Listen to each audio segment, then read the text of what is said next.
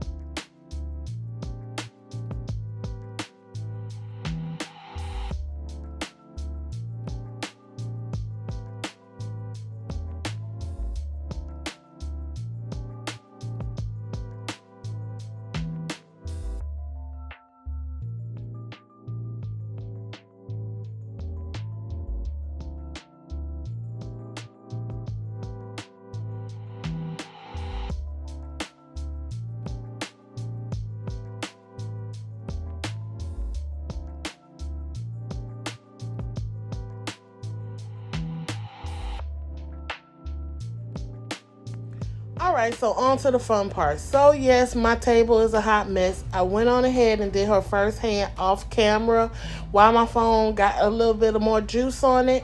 The colors that I'm using are from D&D, Gelxir, and Nail Addicted. I will drop them down in the description box. But I went ahead and mixed my colors. The color from D&D and the color from Nail Addicted.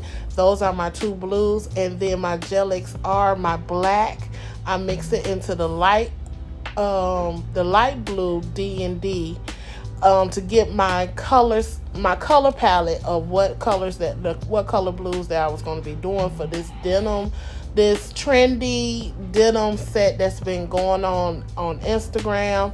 I saw it and I wanted to redo it in my own way, and I decided to go ahead and redo it and do it on camera for you guys. Right now I'm doing my French. As you can see, when I'm blending in the blues, I'm not wiping off my brush. I'm just going ahead and just blending and blending, trying to keep my French line as clean as possible. And I'm not changing off the colors or cleaning off the colors as far as the when I'm using my line brush. I'm still mixing the colors together just to give you that textured look. The nails really came together in the end. I was so happy that I continued on with this process, because like I said, I was hesitant in the beginning. I really didn't think that this design was the nails wasn't even going to come together at all. But I went on ahead and I pushed through and they came out great. So remember, practice doesn't make perfect, but it makes for improvement, and I'll see y'all in the next video.